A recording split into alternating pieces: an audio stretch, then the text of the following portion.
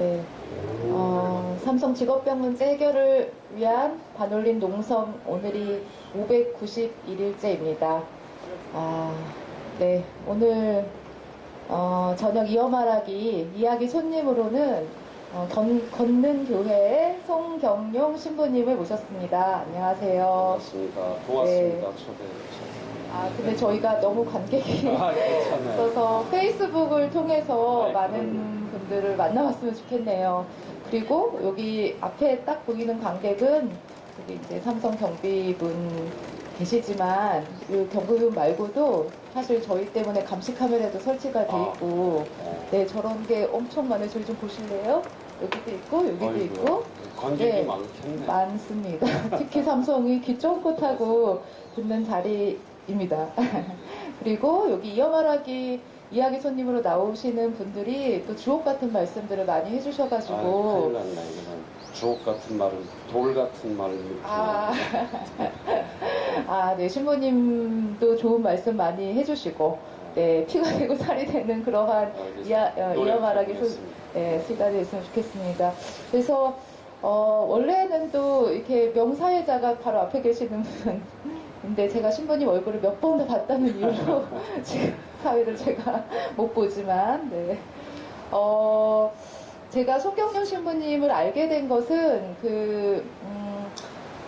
안전사회 시민 네트워크 준비 모임, 준비위원회의 활동을 제안을 받고 그 모임에 가면서 거기서 처음 봤어요. 사실은 그전에도 봤을지도 모르겠지만 저희가 봤죠. 네, 제가 잘 몰랐다가 그 안전사회 시민 네트워크 그 모임에 가서 신부님이 이제 모임의 대표분 맞으시죠? 준비위원장. 준비위원장님이신 분이십니다. 그래서 4.16연대 가습기 살균제 피해자 모임 가피모 그리고 반올림과 같이 이렇게 안전 문제 대한민국에서 네네네 맞아요. 협동조합도 아주 그런 분들 그런 모임들에 함께 하고 있는 분들을 불러 모아가지고 그 네트워크를 같이 해보자 이렇게 제안을 하셨던 분입니다. 근데 저는 그렇게만 알고 있었는데 알고 봤더니 계속 많은 일들을 하세요. 이렇게 까면 깔수록 양파 껍질 깔수록 계속 나오는 것처럼 하시는 일이 굉장히 많아요. 명함도 아주 여러 장을 가지고 다니는 걸로 알고 있고 그래서 오늘 이어말하기 시간에 송경용 신부님이 무슨 일을 하는지 이 얘기를 일단은 먼저 시작을 했으면 좋겠는데요. 일단은 신부님이 이제 자연스럽게 소개를 해주시면 우선 간단하게 하면 저는 뭐 성공의 신부고요. 제가 나눔의 집 아마 많이 알고 계실 텐데 나눔의 집이라는 이름이 이제 산동네에서 하는 나눔의 집이 있고 우리 그 할머님들 계신 나눔의 집인데 제가 제일 먼저 썼고요. 그때 이제 나눔의 집 광주 할머니들 집을 지었던 스님이 제가 잘 아는 동생이라 저에게 이름을 쓰겠다고 부탁을 해서 같이 이렇게 쓰게 됐습니다. 근데 저는 이제 86년에 산동네 처음에 이제 상계동에서 우리 이제 어린 노동자들 지금 이제 삼성 직업병 피해자들과 비슷한 처지에 있었던 어린 노동자들과 같이 이제 먹고 자고 하면서 야학도 하고 했었죠. 그리고 뭐 이제 지금은 나눔의 집이 전국에 굉장히 많습니다. 수원에서 그렇죠. 있어요. 예, 지금 춘천 나눔의 집 신부님도 춘천도 있고, 전국적으로. 네. 처음 시작하신 신부님이시군요. 이럴 수가. 그리고 여기 오다 보면 제가 88년, 89년에 여기 저 교대, 법원검찰청이 원래 그 판잣집이 수천 세대가 있었어요. 제가 거기에도 잠깐 들어가 살았고, 뭐 이제 건너뛰어서 지금은 이제 나눔과 미래라고 우리 노숙인들 쉼터와 또 자활을 위해서 일하는 재단 있고 또 거기서 이제 사회주택을 짓고 있기도 하고 이제 그러니까 주거복지 사업을 하는 재단을 하고 있고요. 지금 말씀하신 안전사회 시민 네트워크 하고 있고 사회적 경제, 사회적 기업협동조합, 뭐 공정무역 이런 것도 조금씩 관여를 하고 있습니다. 정말 믿겨지지 않아요. 왜냐? 그렇게 바쁘신 분이 어떻게 이렇게 저희 반올림 농성장까지 와서 이어말하기를 하시고 도대체 예, 한 가지만 하더라도 너무 바쁠 것 같은데 아니, 진짜 저는 많은 일들을 하고 계시네요. 그래요. 이제 늘 그렇게 생각을 하는데 사람마다 이게 또 소명이 있고 재능이 있는 것 같아요. 근데 저는 이제 제가 다 하는 게 아니고 저는 수많은 우리 활동가들이 있고 같이 하는 분들이 있기 때문에 저는 그냥 이렇게 소위 이제 얼굴마담으로 이렇게 왔다 갔다 하고 또 우리 활동가들이 실제로는 다 하죠. 그러면 나눔가밀의 예. 이사장님으로도 계시고 나눔의 집도 나눔의 집은 나눔의 이제 집이 그렇게 떠나서 이제 예, 하시고 그다음에 안전사회 시민 네트워크랑 사회적 경제 예, 그 예, 이제 그 일은 3월 뭔지 좀 더 궁금하네요. 3월 말까지는 이제 서울 사회적 경제 네트워크 이사장으로 했고요. 한 5년 동안. 그리고 지금은 이제 국제 사회적 경제 협의체 공동장 박원순 시장님과 함께 하고 있고요. 여기에는 이제 세계 62개국의 350여 개 도시의 시장들, 또 중앙정부 대표들, 민간 사회적 기업 협동조합, 공정무역 대표들이 함께하고 있는 조직이 있어요. 사회적 경제는 오늘 우리가 이제 이 삼성 문제 때문에 이렇게 앞에 있는데 보다 좀 정의로운 경제, 좀 그러니까 무한정한 어떤 이윤 추구보다는 사람이 중심인 그런 경제를 만들어보자 해서 이제 협동조합 운동이 1834년에 이제 독일이나 유럽에서 싹트기 시작해서 1844년에 영국에서 협동조합 꽃을 피우면서 시작이 되죠. 그래서 벌써 꽤 오래된 운동입니다. 전 세계적으로. 그래서 유럽에서는 한 10% 정도 전 경제 그 정도 큰 규모를 차지하고 있어요. 그래서 우리나라도 많이 들어보셨을 거예요. 사회적 기업, 협동조합, 뭐 마을 기업, 자활 기업, 사회적 금융 이걸 통틀어서 사회적 경제라고 합니다. 네. 그렇구나. 예, 삼성 앞에서 사회적 경제 얘기하니까 되게 또 막 더 빗정들다고 좋게 되는데요. 해외에서는 또 잘 되는 나라에서는 10%나 사회적 경제가 실제 그렇게 실행이 되고 있고 경제에 영향을 미치고 있다는 맞습니다. 얘기죠. 예. 신기하네요. 그래서 이제 우리가 유럽 사회를 보면서 저 사회는 웬만한 충격에도 굉장히 안정된 사회 질서를 유지하잖아요. 그 다음에 이렇게 사회적 그 갈등이 우리나라처럼 이렇게 심각하지 않고 하는 것, 제 가장 기본 베이스가 두 가지 요인이 있는 것 같아요. 하나는 이제 독점적인 어떤 경제, 조금 탐욕적인 어떤 기업들의 전횡이나 일방통행식의 독주를 제어할 수 있는 시스템이 있는데 그것이 법적, 제도적 장치뿐만 아니라 현실 경제 안에 사회적 경제가 존재하고 있는 거예요. 그러니까 대체제, 대안적 경제가 같이 병존하고 있고 하나는 이제 소위 사회안전망, 소셜 세이프티 네트라고 사회복지, 뭐 각종 연금 제도라든지 이런 게 잘 돼 있기 때문에 이제 그런 사회가 어떤 안정성을 유지한다고 봐요. 네. 우리나라도 이제 그렇게 해보려고 이렇게 여러 사람들이 노력을 하고 있죠. 네. 많은 사람들이 사회적 경제 문제에 관심을 가지고 알고 있겠지만 제가 일단 잘 몰라서요. 네, 제가 좀 아직은 낯설죠. 물어보면 일단은 이 사회적 경제는 이 자본주의적 시스템인 어떤 이윤을 이렇게 남기는 것 그것이 어쨌든 다시 그것을 생산해낸 사람들한테 다시 돌아가게 하는 거 뭐 이런 건가요? 그렇죠. 그러니까 이제 사회적 하는 경제라고 것이? 하는 건 어떤 결과적인 결과물을 다시 선하게 쓴다, 선용한다 이것뿐만 아니라 일단 기업의 소유 방식부터 달라요. 그 다음에 경영의 원리도 다르고요. 그래서 협동조합을 예로 들면 우리 주식회사는 주식을 많이 가진 사람이 절대 권력을 행사하잖아요. 한 주라도 많이 가진 사람. 근데 협동조합은 1인 1표예요. 그러니까 주식을 누가 많이 가졌느냐 하는 것보다 누가 더 많이 출자해. 그래서 출자도 제한이 되어 있어요. 내가 돈이 아무리 많다고 해서 내가 원하는 만큼 다 출자를 못하고요. 그 공동체에서 소위 협동조합을 같이 설립하고 운영할 사람들, 소위 조합원들에 의해서 서로 합의된 게 있고 보통 1대3, 뭐 1대6 정도 이 비율로 서로 조정을 하지요. 그 다음에 이제 운영도 그래서 누가 공동의 소유이기 때문에 공동으로 이렇게 민주적인 참여에 의해서 운영이 되는데 민주적인 참여가 그저 해도 좋고 안 해도 좋은 게 아니라 의무사항이에요. 반드시 참여해서 그 경영의 전반에 대해서 자기 의견을 개진하고 또 어떤 형태로든 자기가 거기에 기여를 해야지. 그래서 이게 이제 지금 말씀하신 대로 하나의 대안적 경제 체제로 이야기를 하시는 분들도 있고 또 한편은 이제 두 가지 성격이 다 있어요. 하나는 보완제죠. 우리 경제가 지금 알다시피 이런 자꾸 비인간적 탐욕스러운 어떤 이런 정말 끔찍한 일들이 벌어지는 이유가 세월호, 뭐 가습기 살균 문제, 이런 삼성직업 등 생기는 이유가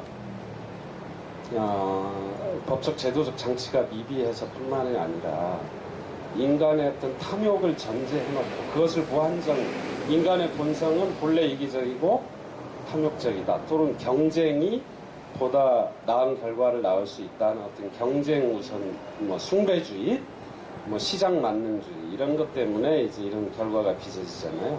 무한정한 이유는 추구하는 것이 마치 경제 기본 원리다. 그런데 뭐 실제로는 우리 인간 삶이 그렇지 않잖아요. 그래서 이제 이런 어떤 좀 자본주의 시장 경제가 가지지 못한 어떤 인간적인 또 인간 중심적인 이런 걸 보완해 주는 거예요. 그래서 조금 더 시장을 인간화시키는 그런 기능을 한다는 측면에서는 이제 보완적 기능이라고 할 수도 있고요. 또 하나는 이제 보완의 의미에서는 사회적 약자들이 경제 활동에 참여할 수 있고 일반 시장 경제는 무한정 경쟁이기 때문에 소수가 이렇게 all or nothing인 경우가 많잖아요.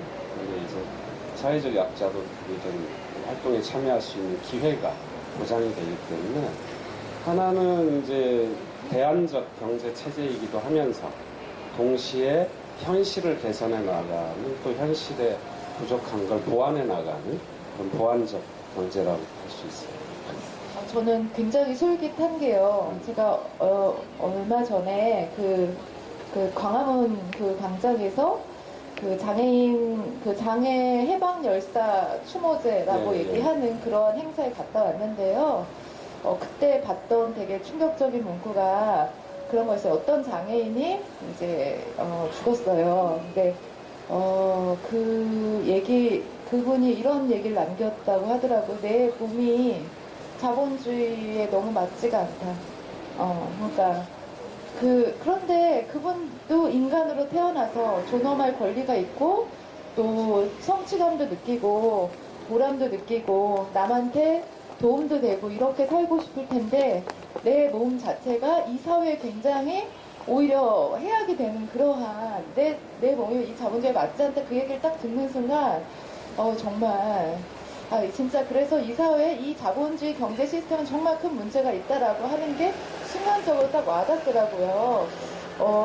사실 우리 삼성 직업병 피해자 분들도 이제 뭐 가까스로 이제 암 투병하다가 목숨을 건지고 희귀난치성 질환에 걸려서 살아는 계시지만 장애인의 몸이 되신 분들이 상당히 많이 있어요. 누구는 시력을 잃고 누구는 뭐 하반신 마비가 되고 또 몸이 떨려서 어떤 혼자서 이제 숟가락질도 잘 못하시는 분들도 있는데 이들이 결코 그 사회에 어떤 걸림돌이 되는 분들이 아닌데 우리 사회에서 이들에 대해서 어떤 안전망도 없을 뿐더러 제대로 된 일자리나 뭐도 없는 것 같아요. 그런 거 봤을 때 되게 뭔가 좀 대안이 있었으면 좋겠다 이런 생각을 좀 하는데 그런 것에서도 이 사회적 경제라는 게 녹아낼 수 있는 건가요? 그러면 제가 1993년부터 장애인 작업장을 봉천동에서 했어요. 산동네에서. 지금도 이제 그래서 장애인 센터가 있는데요. 작업장도 있고 이제 그룹홈도 있고. 그런데 제가 그때 아주 충격적인 경험을 많이 했어요. 우리 장애인 여성 장애인인데 16년 동안 집 밖을 나오지 못했었어요. 16년 계단 몇 개만 이렇게 나오면 밖으로 나올 수 있었는데 그 반지하에서 살던 친구였어요. 그 당시에 나이가 21살, 2살이었는데 그리고 이제 아버님은 그 산재를 당해서 허리를 다쳐서 누워 계시고 그러니까 그래서 그 친구를 이렇게 밖으로 내려와서 이제 작업장에 가서 뭐 첫 월급 봉투를 딱 받으면서 그 지었던 그 미소가 저는 지금도 이렇게 생생하고요. 그 생각하면 아주 가슴이 지는데 그러면서 이 어디다 쓸 거냐고 물어보니까 우리 아빠 갖다 줘야 되겠다고. 그래서 그 불편한 내성마비 가는 모습을 봤어요. 그래서 정말 지금도 이제 한 30여 분의 그 장애인을 같이 살아 있는데 정말 같이 살고 싶어 하죠. 같이 살고 싶어 하는데 이제 우리 사회는 자꾸 이렇게 구별하고 차별하고 배제하잖아요. 꼭 장애인이 아니더라도. 그러니까 경쟁 사회에서는 우리 인간이 상품이잖아요. 그러니까 그렇죠. 그러니까 얼마만큼의 능력을 가지고 있느냐가 중심이에요. 예를 들어서 김모모 씨의 딸, 김모모 씨의 아들 누구 누구의 이모, 누구의 삼촌, 누구의 동생 아무 관계 없어요. 그리고 가슴에 어떤 꿈을 꾸고 있느냐, 내가 어떤 소망을 하고 있느냐, 내가 어떤 기도를 하고 있느냐는 일단 이 시장에 나오면 아무 의미가 없어요. 당신은 하루에 나사를 몇 개 만들 수 있느냐, 파이프를 몇 자 칠 수 있느냐. 그래서 우리가 노동력이라고 하잖아요. 인력, 사람을 인력이라고 그러잖아요. 이게 상품이잖아요. 연봉 얼마짜리냐. 우리 지금 삼성 보고 계실 텐데 얼마짜리. 미국에서는 심지어 뭐 그렇잖아요. 내가 그런 얘기 들었어요. 문학에 있는 인사들에게 영화 배우들을 이렇게 리스트를 쭉 놓고 얘는 얼마짜리 그거랍니다. 그러니까 우리 사회가 그 장애인 이야기했지만 인간이라면 누구나 존엄하게 태어났고 또 존엄할 권리가 있는데 이제 살다 보면 자꾸 구별하고 차별하고 배제하는데 이제 그 근본적인 원인은 우리 사회가 가지고 있는 이 경쟁의 논리,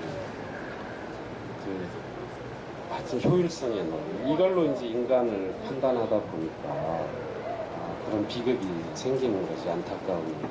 네. 어떻게 하든 바꿔야죠. 그래서 또 하나는 그래서 그런 사회적 기업이라는 말이요, 실제로는 장애인 때문에 나온 말이에요. 이게 이탈리아 에밀리아 로마냐라고 하는 지역이 세계에서 가장 합동조합이 발전한 나라인데요.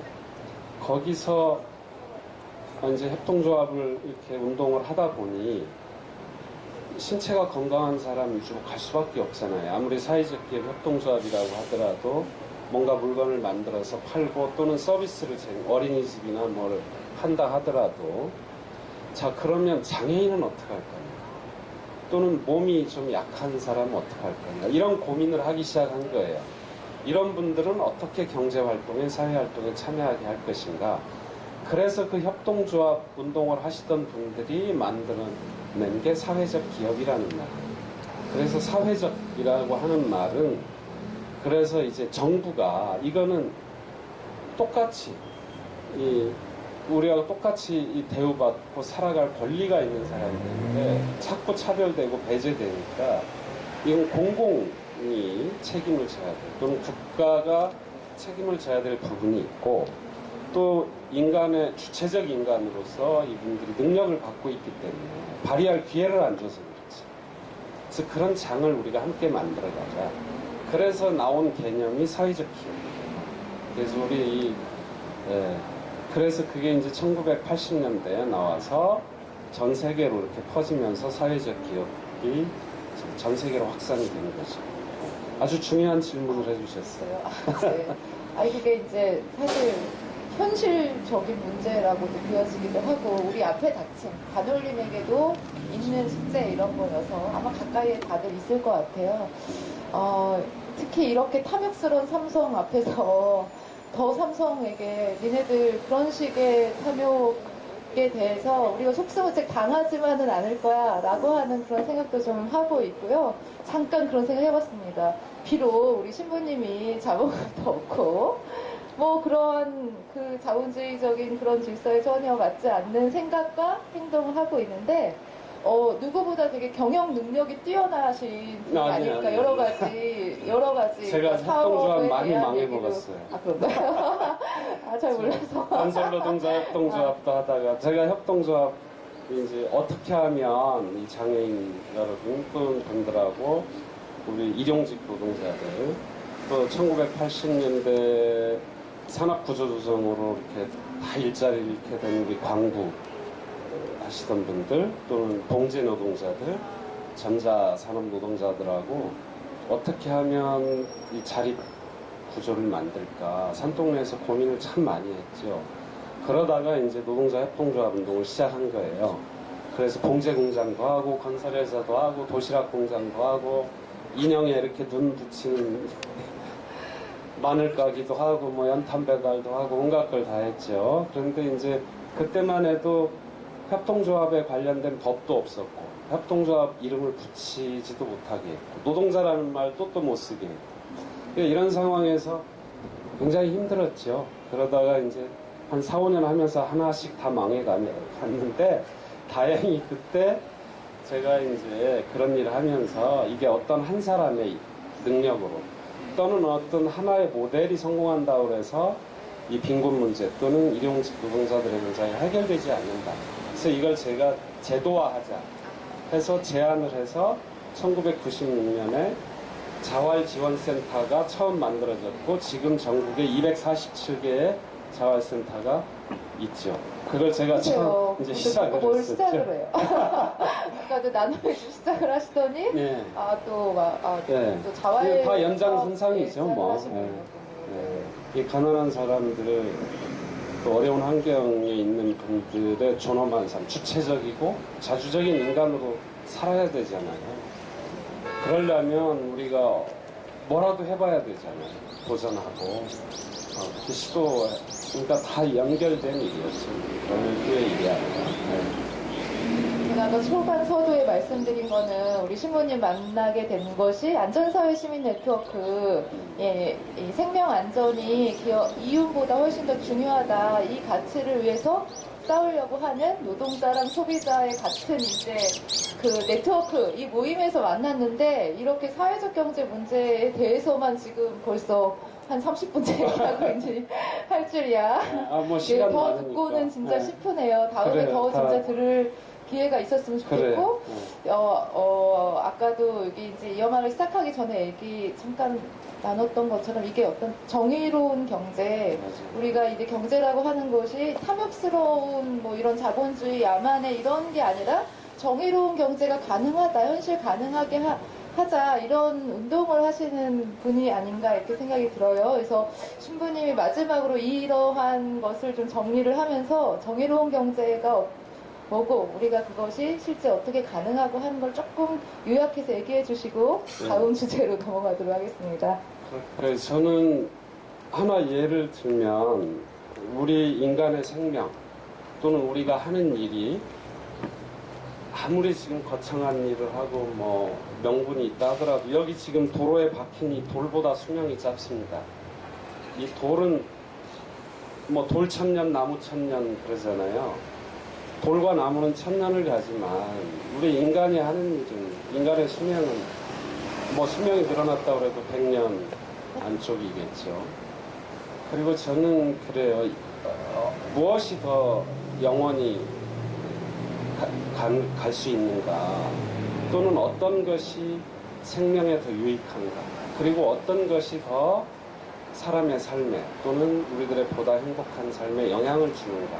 저는 간단히 생각하면요, 우리가 고려시대 여러 가지 고려 청자도 있고 또 그 당시에 뭐 여러 가지 저 시라든지 시조라든지 뭐 이런 거 다 배우고 외우고 있잖아요.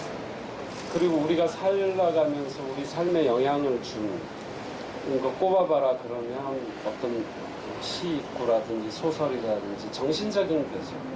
저는 정신적인 것은 100년, 200년, 1000년을 가지만 지금 기업 또는 어떤 물질, 이게 권력, 우리가 뭐 화무 11홍이라는 말도 있고 건불10년이라는 말도 있잖아요. 우리가 김소월의 시는 지금도 이렇게 윤동주의 시는 기억하고 있지만 그 당시에 우리 서울시장이 누구였어요? 대통령이 누구였고 장관이 누구였고 그 당시에 어떤 기업의 회장이 누구였고 이거 기억하는 사람 거의 없습니다.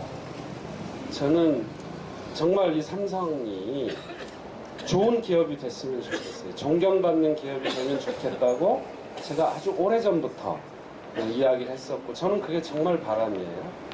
그래서 저는 이제 제가 삼성 뭐 임원분들하고도 대화도 많이 할 기회도 있었고요. 그랬었는데 유럽의 우리가 존경받는 기업가들보다 훨씬 더 존경받을 수 있는 저는 기회가 주어졌다고 생각해요. 지금이야말로 삼성이 이렇게 환골탈태할 수 있는 나는 이 기회를 좀 잘 살렸으면 좋겠다. 그래서 정말 삼성이라는 이름에 어떤 영혼이 들어가 있는지 어떤 정신을 담을 건지 이걸 고민해야 된다. 나는 그것이 오히려 훨씬 더 삼성을 더 품위 있게 하고 품격 있게 만들어줄 것이다. 그리고 나는 정말 그렇게 됐으면 좋겠다. 고 바라고 있고 기도하고 있어요. 그리고 저는 우리가 이제 아까 자본주의 경제를 이야기를 했는데 제가 한 구절을 좀 읽어주고 싶어요.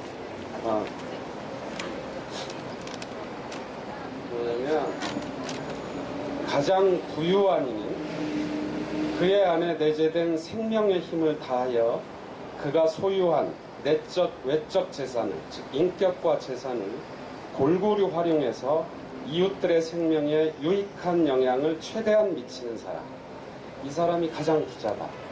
이게 이제 19세기 영국의 사상가 존 러스킨이라는 분이 하신 말씀인데 이분이 왜 이런 말을 했냐면 19세기 영국의 산업혁명 이후에 이제 자본주의 시장 경제가 되면서 착취가 아주 극심했죠. 사람들은 다 새로운 유토피아가 열리는 줄 알았어요.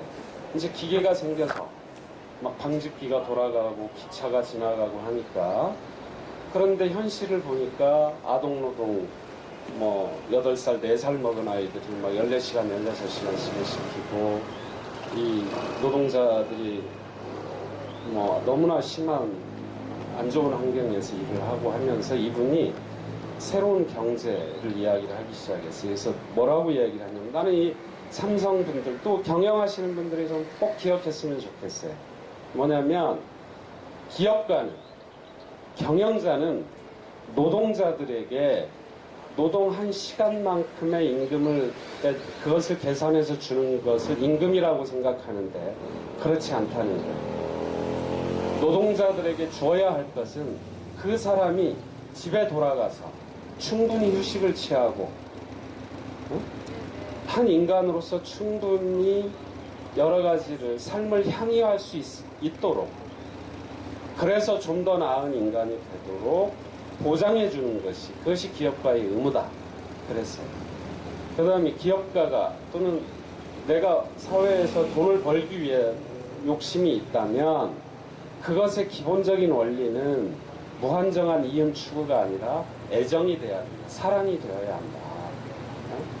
그러니까 그런 사람이 기업가를 해야 된다는 거예요.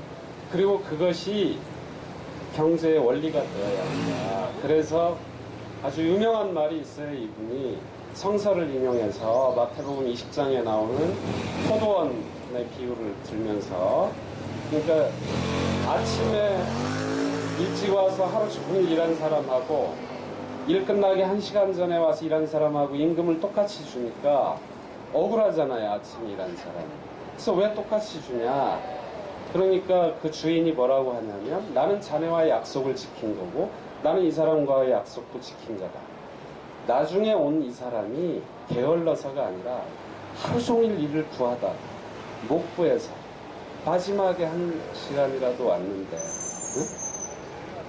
그것이 얼마나 정당하냐 하는 거예요.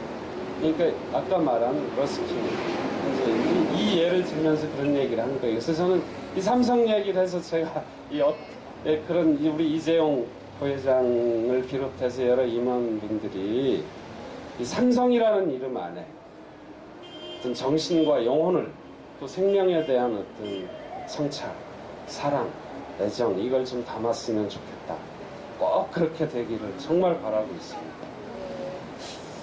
이런 건 좀 받아 적어야 되는데 적진 않고 아마 듣고 있을 거라고 오늘도 또 귀를 닫고 있을지 어쩔지 모르겠지만 듣고 있을 거예요. 네, 듣고 있을 겁니다. 또 페이스북 생중계도 있고 그럼. 나중에 안 되면 저기 우리 유튜브에도 띄워야 될 것 같아요. 지금 녹화한 거를. 아까 얘기한 게 존 러스킨이라고 하는 분이 얘기하신 그 책도 있지 않나요? 그렇죠. 나중에 온 이 혹시? 사람에게도라는 책입니다. 나중에 온 이 사람에게도라고 하는 책. 제가 그래서 한때는 진짜. 이 책을 안 읽은 사람하고는 이야기도 안 하겠답니다. 하여튼 꼭 사서 읽어보세요. 책의 정신과 반응. 그러니. 네, 어쨌든 굉장히 솔깃하고, 예, 좋은 내용 같습니다.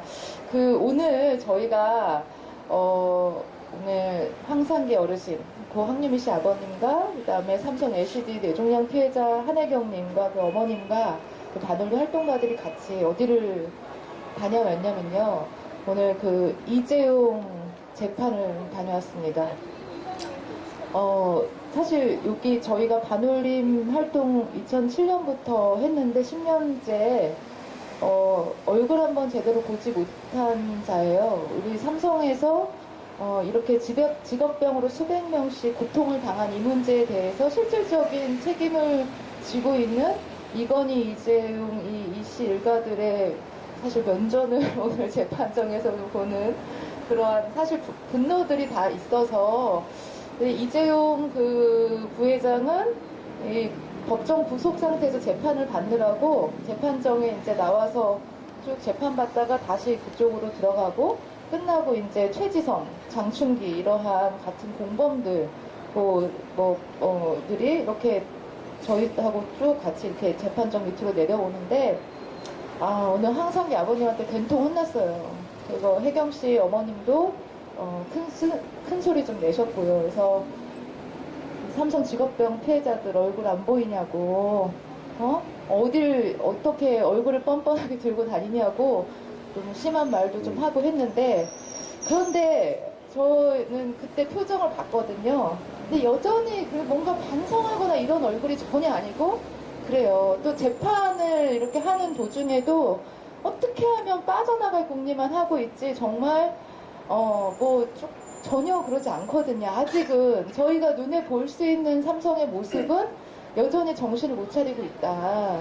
예, 오로지 경영 세습 이런 걸 위해서 온갖 회사 자금을 끌어다 불법으로 그러니까 뇌물을 갖다 바치고 이 죄에 대해서도 전혀 시인하지 않고 있다. 이런 모습을 보고서 되게 답답했거든요, 정말. 그래요. 저 얼마 전에 우리 지인이 걷는교회 교인이 그런 얘기를 하더라고요. 우리 삼성 이야기도 하고 우리 홍준표 씨 이야기도 하면서 잘못된 길을 바르게 가고 있다. 잘못된 길을 잘못된 방향으로 바르게 가는 사람들이다. 이런 얘기를 하죠. 그래서 참 여러 이야기를 하다가 저는 한편으로는 참 불쌍해요. 오히려 그분들이 한 인간으로서 뿐만 아니라 그분들이 가지고 있는 이 세계관, 가치관 저는 이것이 내적으로는 상당히 저는 갈등하고 있다고 봅니다. 인간인 이상 어떻게 사람이 죽었는데 지금 사람이 자기네 회사에서 일하다가 백혈병으로 죽고 뇌종양 수술을 하고 이런 정말 비닐하우스에서 이렇게 1년 넘게 2년 가까이 하고 있는데 어찌 안 보이겠어요. 저는 내적으로 갈등하고 있다고 봐요. 그래서 저는 그 사람들이 사람이기 때문에. 정말 제가 아까도 말씀드렸지만, 조금 더 삼성의 미래를 생각한다면, 난 이제 태도를 정말 내적으로 변화하지 않으면 저는 지속 가능하지 않다고 봐요.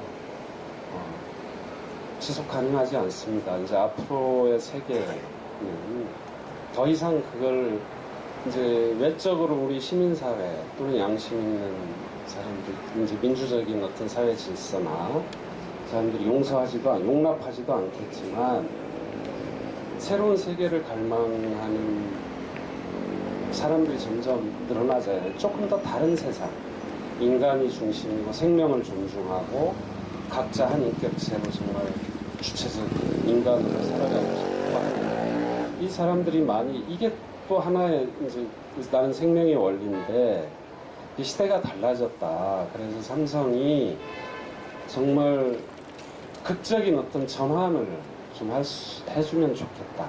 나는 그래서 아까 말씀드린 이게 정말 기회다. 위기가 기회라고 하는 말이 있잖아요. 그래서 우리 이재용 회장을 비롯해서 함께 일하시는 임원분들이 이런 어떤 위기가 온 것이 삼성에게 어떤 의미가 있는지, 또는 각자 본인들에게 한 인생이고 똑같은 인간이잖아요. 그죠? 이 배지 떼면 다 똑같은 사람이고 유한한 어떤 시간 안에서 살아가는 사람들인데 조금 더 그런 깊은 성찰을 해줬으면 좋겠다. 정말 간곡하게 부탁을 하고요.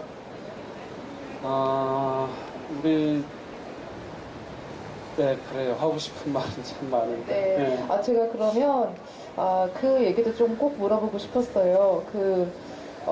안전사회 시민 네트워크에서 주최해서 대선 후보들 약속식 대선 후보들에게 안전에 대한, 생명 안전에 대한 기본 가치에 대한 이 문구들에 대해서 읽게 하고, 또 가습기 살균제, 세월호 참사, 삼성 백혈병 문제뿐만 아니라 우리 사회 곳곳에 안전이 제대로 지켜지지 않는 이 문제에 대해서 앞으로 대선 이후에 대통령이 된다면 이거에 대해서 제대로 책임지고 안전한 사회를 만들게 하겠다고 약속해라, 이런 것들을 세월호 광장에서 했었는데요. 네, 사실 이게 대선 후보였지만 지금은 이제 새 대통령이 된 문재인 대통령이 그 대선 후보 기간 동안에 안전 약속식 이후에 반올림과도 정책 협약식을 맺었어요. 그래서 정책 협약식 내용 4가지 중에 제일 첫 번째는 오랫동안 삼성이 외면하고 있고 제멋대로 일부 피해자에게 보상하고 다 해결됐다고 그렇게 한 이 문제, 이 삼성 직업병 문제가 제대로 해결되지 않았음에 대해서, 삼성이 잘못하고 있음에 대해서 공감하면서 삼성과 반올림 간의 대화를 이렇게 하도록 노력을 하겠다, 이러한 약속을 했어요. 정책 협약식을 맺었는데요. 지금 새 정부에게, 그리고 새 대통령이 된 문재인 대통령에게도, 그리고 이 안전에 대해서, 그리고 반올림과 이 약속을 어떻게 하면 하루라도 빨리 지키게 할 수 있도록 우리 신부님 한 말씀 좀 부탁드립니다. 약속을 저는 지켜질 거라고 생각을 해요. 사실 그때 이제 문재인 당시 후보가 우리 약속식을 하고 우리 혜경 씨하고 어머님, 황상기 우리 아버님 이렇게 손을 잡고 눈을 맞추면서 이야기할 때 사실 저는 깜짝 놀랐어요. 원래 대본에 없었던 거예요. 그리고 사전에 부탁하지도 않았는데 저는 그때 좀 뭉클했어요. 진심이 느껴져서. 그리고 그 약속이 얼마나 고마웠는지 모릅니다. 그리고 바로 이어서 그때 같이 왔던 우원식 의원이 이제 일지로 위원장 자격으로 또 협약식을 후속 조치를 해줘서 정말 고맙게 생각을 해요. 그리고서 저는 이게 꼭 지켜질 거라고 보고요. 그때 이제 우선 안전사회 시민 네트워크를 만든 건 그런 겁니다. 이제 우리가 세월호 참사, 가습기 살균제, 또 삼성 직업병 피해자 메탄올, 최근에 또 삼성중공업이 연이어서 터지는 이런 참사들, 정말 비극적인 이런 모습 계속 반복되는데 그 근본 원인에 대해서 우리가 묻지 않으냐, 그리고 그 근본적인 질서에 대해서 우리가 그것을 바로 세우려고 하는, 그러니까 땜빵식으로 이렇게 그때그때 이렇게 비보면하고 넘어가는 한 계속 이런 비극은 반복될 거다. 그래서 두 가지였어요. 하나는 정말 우리 사회가 바로 가고 있는가, 우리 사회 운영 원리는 뭔가. 정말 늘 그러잖아요. 경제 성장해야 된다, 성장해야 된다. 그런데 경제가 어느 집 자식인지 모르겠지만 맨날 경제만 성장시켜야 된다고 그러잖아요. 우리 삶은, 그럼 우리는 인간은, 그러니까 인간으로서 인간은 정말 행복하게 살아야 되는데, 그죠? 그러니까 이제 정말 우리 사회 그런 기본 원리, 운영 원리, 우리 사회 가장 밑바닥에 그런 가치관, 세계관이 정말 바른가, 올바로 서 있는가. 나는 이 가장 밑바닥의 원리가 돈의 원리, 경쟁의 원리, 이윤 추구의 원리, 뭐 이런 것이 아니라 생명의 원리가 돼야 된다. 하늘로처럼 하늘 끝까지 돈을 쌓아본들 그게 무슨 의미가 있겠는가. 바벨탑이 무너지듯 한순간에 무너진다. 나는 우리 사회의 기본 원리가 생명이 생명답게 살아갈 수 있는 것, 그것이 돼야 된다. 존중하고 배려하고. 그거였고요. 두 번째는 현실적인 여러 제도들. 이게 이제 제도나 법이나 정책이나 이런 것도 소위 강자들, 힘 있는 사람들. 우리가 뭐 삼성 장학생이라는 말에서 이렇게 함의하고 있듯이 사회 각계가 소위 돈을 가진 사람들, 권력을 가진 사람들에 의해서 제도와 정책과 법이 막 왜곡되잖아요. 만들어지고. 이런 것을 시민들의 힘으로 좀 고쳐나가자. 이걸 어떤 정치인들에게 요구한다고 되는 것도 아니고 또 기업이 알아서 해주는 것도 아니잖아요. 만약에 정말 우리 세월호가 우리 시민들이 학부모의 눈으로 그 불법 증개축한 배를 사전에 우리가 그거를 제어할 수 있었다면, 그리고 스텔라 데이지호 사진 보니까 끔찍하더라고요. 그 낡은 배를 그냥 갑판에서 물이 분수처럼 솟아오르는 그 구멍이 숭숭 뚫린 배에다가 사람을 싣고 철광석 26만 톤을 싣고 망망대에 띄울 생각을 어떻게 하냐고. 그건 살인이지. 생명이 그 안에 있다고 생각한다면 그렇게 해서는 안 되죠. 근데 그게 배 합격을 맞았잖아요. 한국 성급이라고 하는 선박검사소에서. 이거는 한 제도가 잘 됐느냐 못 됐느냐 이런 차원을 넘어서 살인죄예요. 생명에 대한 정말 심각한 이건 좀 모독이고, 그래서 저는 이런 우리 사회 근본적인 어떤 가치관, 지향 이런 것에 대해서 우리가 어떤 생명의 원리로 다시 한번 구축해보자 하는 거고, 현실적인 생명을 보호하고 안전을 지켜줄 수 있는 법과 제도와 정책들을 시민들의 힘으로 좀 만들어 가보자 하는 거고, 그래서 이번 정부가 저는 잘해줄 거라고 믿고 있고요. 잘해야죠. 이런 참사를 겪고 나서도 촛불의 힘으로 그리고 그 촛불은 어떻게 보면 세월호 가족들 또는 이런 비극을 겪었던 수많은 우리 삼성시 같은 피해자들 그런 어떤 간절함 때문에 사실 더 오래 그렇게 끈질기게 타올라온 거잖아요. 그런 염원으로 탄생한 정부이기 때문에 나는 이건 그렇게 배신하지 않을 거다 이렇게 생각을 합니다. 그래서 삼성에게 정말 부탁하고 싶은 거는 아까 제가 말씀드리지만 이제 세상에 이 사회 패러다임이 바뀌고 있고 이미 바뀌었다 하는 거예요. 그렇게 부정한 방법으로 또는 힘에 의해서 힘의 지배를 통해서 뭔가 목적을 성취하려는 거기에 부정한 방법까지 동원해서 이건 더 이상 통용되어서도 안 되고 용납되지도 않을 거다. 그래서 어떤 그런 강제적인 외부적인 힘에 의해서 변화하는 것보다는 내부적인 그런 어떤 성찰에 의해서 스스로 좀 바뀌어나가기를 정말 기대하고 있어요. 나는 그런 능력이 있다고 믿고 있고 그렇게 기대하고 있습니다. 그래서 우선은 가장 가까이 있는 우리 삼성 반올림 여기 뭐 10m도 안 되잖아요. 여기 찾아와서 정말 진심으로 사과하고 손 잡고 위로하고 그렇게 하기를 정말 바랍니다. 저 카메라. 그러게요. 감시만 하지 말고 대화를 하십시오. 대화를. 네. 아, 이제 거의 저기 시계탑 보이시죠? 7시를 가리키는. 아, 그래요? 네, 이제 네. 거의 마무리할 그래요. 시간이 돼 가는데요. 사실 되게 다음에 또 한 번 더 다음에 좀 덜 바쁠 때 모셔다가 다시 한번 간담회도 좋고 위험하기도 좋고 또 모시고 싶은데 어쨌든 오늘은 마무리를 좀 해야 되는 것 같습니다. 마지막은요, 제가 좀 부탁드리고 싶은 거는 저희가 이제 거의 591일, 600일을 가까이 이곳에서 농성을 하고 있어요. 저희가 많은 숫자는 아니지만 이곳에서 어쨌든 끈질기게 농성을 하는 동안에 심신의 피로도도 있어요. 그렇다고 우리가 아직 이 문제가 제대로 해결이 되지 않았는데 이 자리를 뜰 생각은 추호도 없습니다.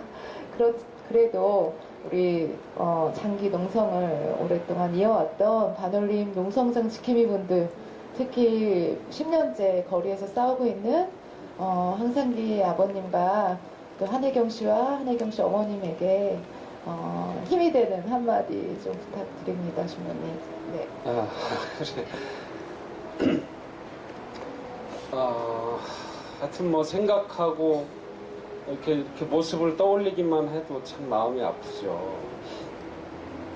정말 대단하다 이런 말씀 드릴 수밖에 없고요. 늘 미안하고 그렇죠. 이게 바쁘다는 핑계로 또는 또 다른 일이 이렇게 많다는 핑계로 이렇게 자주 들여다보지 못하고 또 함께 위로하지 못하고 함께 또 싸워주지 못해서 정말 미안한 마음이 먼저 들고 그래서 저는 단순히 이게 삼성과 어떤 개인적인 이유 때문에 저는 싸우고 있지 않다고 생각을 해요. 나는 10년 동안 여러분들이 정말 이 시대를 바꿨다고 생각하고 인간의 어떤 양심을 깨웠다고 생각하고 또 우리 사회가 어디로 가야 하는지를 정말 이렇게 작은 불빛 같았지만 그것이 꺼지지 않는 아주 명징한 게 밝혀주었다고 생각을 해요. 그래서 정말 여러분들 큰일 하셨고요. 정말 얼마나 힘들었겠어요. 저도 옛날 철거민촌에서 100일 동안 그 먼지 풀풀 날리는데 막 이 포크레인이 왔다 갔다 하고 하는 데서 100일 동안 그 철거민촌에서 텐트 치고 있어 보기도 하고 또 서울역 앞에서 우리 노숙인들하고 그냥 신문지 하나 덮고 며칠 동안 굶으면서 자기도 해보기도 했는데 여기 10년을 이렇게 싸워온다 이것이 전 상상만 해도 참 가슴이 막 벅차요. 그래서 나는 우리 정말 시민들이 우리 사회가 잊지 않았으면 좋겠다. 그리고 좀 함께 해주긴 정말 진심으로 바라고 뭔가 제가 옛날에 농담으로 그랬거든요. 도가 트고 싶으십니까? 이러면 도가 트고 싶다 그러면 제가 서울역 앞에서 3박 4일 동안 노숙인들하고 가장 밑바닥에 있는 분들하고 같이 굶으면서 빈속에 소주 몇 병 먹으면 바로 도가 틉니다. 네, 몸도 마음도 다 풀어집니다. 저는 우리 사회의 어떤 진실이 어디 있는가, 진리가 어디 있는가를 알고 싶다면, 그것을 추구하는 사람들이 있다면, 그게 목마른 사람들이 있다면, 저는 이곳으로 와서 함께 이 반올림 농성장의 모든 것과 이렇게 함께 잠깐이라도 이렇게 지내시면 찾을 수 있을 거라고 보고요. 정말 다시 한번 우리 황상기 아버님, 우리 혜경 씨, 어머니, 우리 이정남 유무사님 밑에서 영현 씨, 그 활동가들 정말 존경하고 건강 잃지 마시고 함께 합시다. 네, 감사합니다. 기도하겠습니다. 신부님 진짜 감사하고요. 네, 힘들 때 신부님이 오늘 해주신 덕담을 꼭 기억하고 좀 더 버티도록 하겠습니다. 그래서 우리 피해자들에게 꼭 필요한 삼성이 피해자들에게 진실되게 사과해야 된다. 그리고 배제 없이 충분하게 그런 보상해야 거. 된다. 그리고 약속했던 재발 방지 대책 성실하게 이행해야 된다. 이 세 가지를 위해서 제발 하루라도 빨리 대화에 임하시기 바랍니다. 꼭 네. 그렇게 임하시고요. 마지막으로 한마디. 우리가 흔히 그러잖아요. 삼성이 변하면 대한민국이 변한다. 나는 그렇게 되리라고 보고 그 힘, 변하게 하는 가장 큰 힘, 나중에 우리가 세월이 지나서 돌이켜봤을 때 그 소위 뭡니까 이렇게 물건 이렇게 해서 하는 걸 뭐라고 그래? 지렛대. 그 지렛대, 반올림이 지렛대였다라고 하는 거를 우리 역사가 틀림없이 나는 기록할 거라고 봅니다. 우리 꼭 변하게 할 거라고 믿고요. 희망을 가지고 같이 합시다. 고맙습니다. 네. 너무너무 감사합니다. 오늘 이어 말하기는 이것으로 마치겠습니다. 고맙습니다. 고맙습니다.